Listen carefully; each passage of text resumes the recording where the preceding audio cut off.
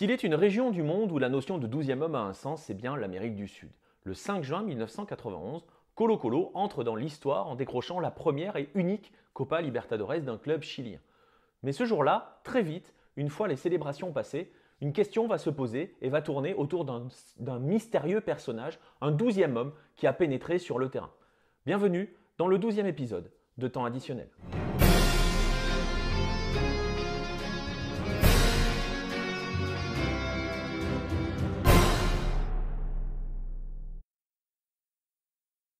En ce début du mois de juin 1991, l'Estadio Monumental vibre comme jamais et pour cause, son Colo-Colo est en finale de Copa Libertadores 18 ans après la fameuse finale de 1973 perdue face à Independiente. Mieux, la bande à Mirko Josic a ramené un bon match nul du Paraguay face à Olimpia qui est le tenant du titre à l'époque et donc se retrouve aux portes d'un titre.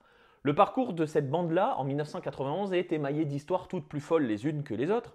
Je pense notamment à cette énorme bagarre lors de l'affrontement face à Boca Juniors, le Boca d'Oscar Tabarez et entre autres Gabriel Batistuta. Une bagarre monumentale, justement, sans jeu de mots, qui est entrée dans l'histoire du football sud-américain.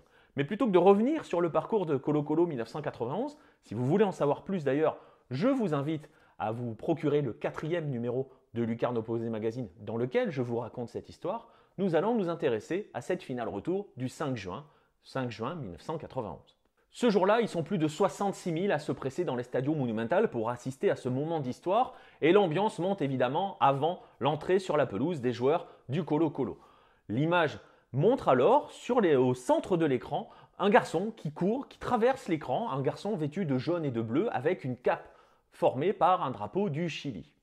Les joueurs du Cacique entrent sur le terrain. Recibimiento exceptionnel, l'ambiance monte encore d'un cran, personne n'a prêté véritablement attention à ce garçon qui courait sur le terrain.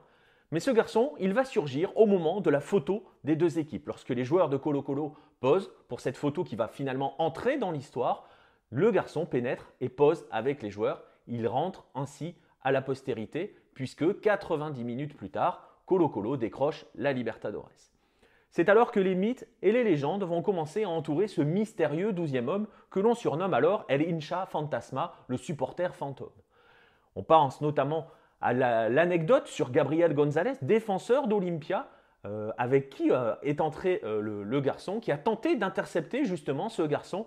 Et Gabriel González, quelques instants plus tard, sera le seul joueur à recevoir un carton rouge lors de cette finale, mystique sud-américaine quand tu nous tiens. Une fois les joies et les célébrations passées, va donc démarrer une grande enquête qui est ce fameux Hincha fantôme, qui est cet Hincha fantasma. Car ce qu'il faut dire, c'est que le garçon que l'on a vu à l'image, que l'on voit sur la photo, va s'évanouir dans la nature, va disparaître, aucun stadier ne va être capable de l'intercepter, il disparaît littéralement comme un fantôme. Alors, les recherches commencent, il va y avoir un premier candidat nommé Reinaldo Sandoval qui donne une interview à El Mercurio dans lequel il explique comment il a réussi, comment il est entré sur le terrain. Très vite, sa version va être mise à mal parce qu'il affirme notamment, par exemple, qu'il est entré sur le terrain en même temps que les joueurs de Colo-Colo, ce que les images infirment totalement. Il était présent bien avant l'entrée des joueurs du Cacique. Ce n'est donc pas Reinaldo Sandoval. Va surgir un autre nom, un joueur des équipes de jeunes du club, José Luis Villanueva, qui deviendra d'ailleurs professionnel plus tard et qui était souvent l'une des mascottes de l'équipe. Mais non, ce n'est pas lui non plus. Alors, on cherche encore qui est cet Hincha Fantasma. Le mystère va perdurer pendant plus d'une décennie à la recherche de ce garçon.